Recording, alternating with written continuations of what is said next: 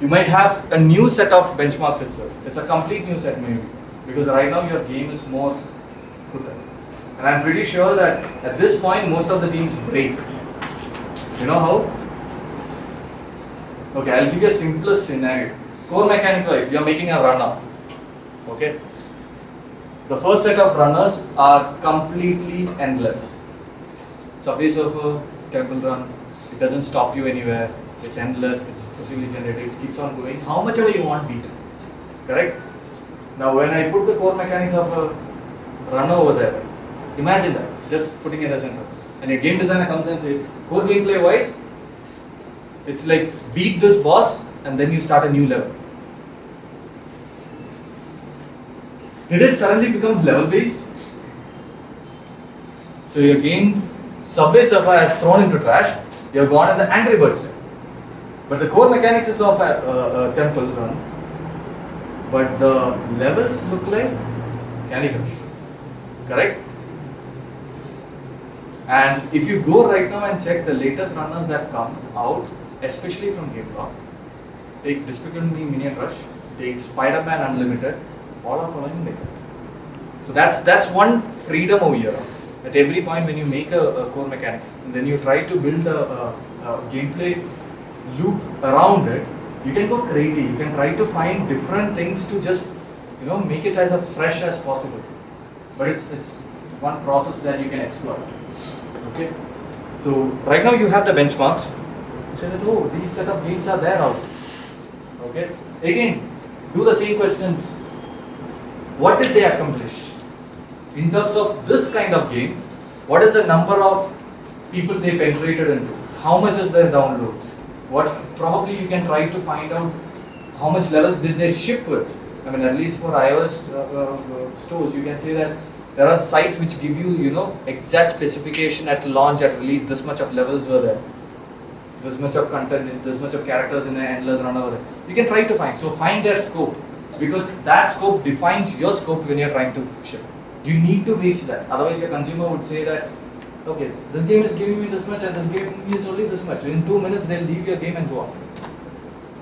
Like Rohit said, the first 5 minutes for the game is so crucial, and the iOS market is so clustered that they will instantly compare your game with another game that they are playing. And every 10 minutes, they are exploring a new game. Okay, so that's why it's important for me. As a producer, the first thing that I look is the scope. How much is the intensity of scope that I need to ship with? Because my production cost and my production team needed is like that. Even you go on an indie style also, at one point, I don't have too much of budget. I need to understand whether I'm picking a too ambitious project, which I can't even complete up. Okay? Scope, audience, and of course revenue. Yeah. You need to try to find how much they are making. Maybe we don't get a straight shot answer, but somehow or the other, right? Estimation, so that we know, we assure that yes, we can go in that. Now, once this is done, would you gain trust on your project? To some extent, still something is lagging, right? There's still something lagging. You know that one level loop is working. Why is it lagging? That's where the second part of my trust comes in. The second part of my trust. Okay, sorry for the diagram there. I was just putting in a diagram to just try to explain it. Do you understand what it is? Yeah? Someone could explain it to me quickly? The same loop, but increases like that. Right. My core gameplay loop becoming bigger. That means more challenges, and the user has to do the core mechanics more time. Bigger challenges, more time in the core mechanics. Bigger and bigger challenges, but mechanics, more amount of time. It's the game's progression. Like Rohit said, the first 5 levels or first 10 levels, can you prove me that it is a worthy progression? Can you tell me that a user starts from here, comes till here, he doesn't drop out, he gets fed up with your gameplay, play it 2 times, oh I'm bored with this. Or does he say, oh I love it, move it? Is it possible to prove that? I would take this. this is my next step. I really want to know whether the user is understanding the range of difficulty in your game, whether it is challenging him enough or not, whether he's getting motivated to control, to move ahead or not, and how do you at least propose them to challenge. Sometimes I know that my designers would say that, okay, over here there's a collect coins challenge, and suddenly he comes over here and says, it's an attack challenge. I'll be like, why? No, in the progression itself, I want him to have a variation. I want him to know that, oh, if there is an attack challenge, I'll have much more over here.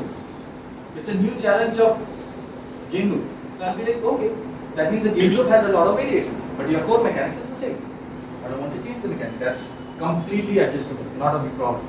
But this is what you need to design on. You need to prototype that also. Maybe not like for the full game, at least till 5 or 10 levels if it is a level-based game.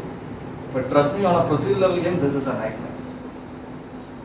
At this stage, you are literally telling for a procedural level game like Subway Surfer, make the whole game and prove to the producer that it works.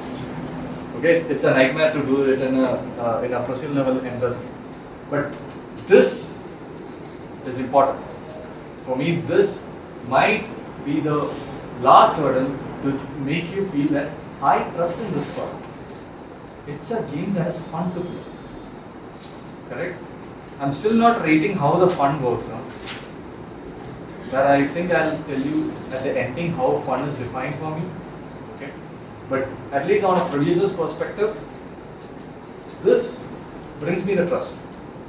But one more step to finish this off.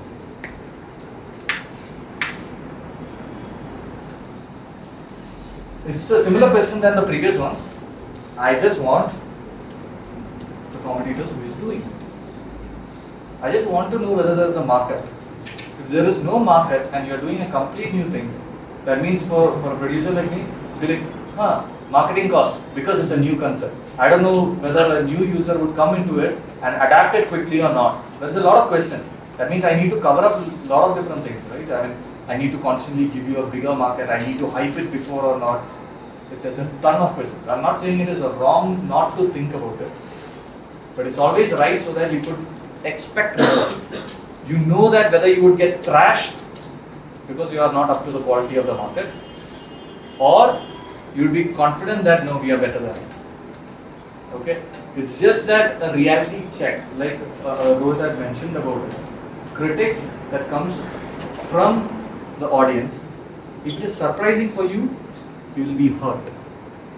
True, we are all humans. We can't say that we cannot listen to our critics and we won't be hurt at all. We are all with a huge heart saying that. Even a girl saying no to your proposal, you say for 6 months you are dead down, right? So you can't say that a critic saying no to it,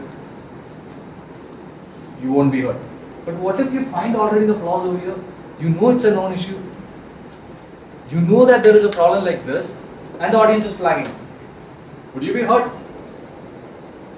More than that, you'll be confident. Okay, let's try to fix it. They have noticed my flaw, and let's try to fix it. You'll be more motivated to, crack it up.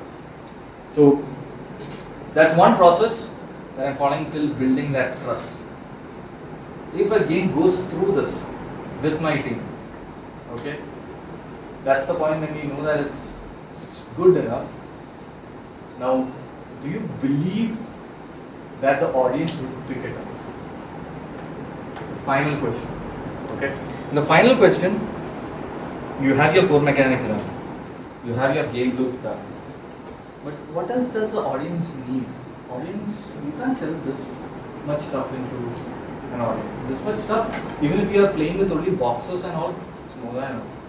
People are not going to believe in your boxes, right? So going into the belief part.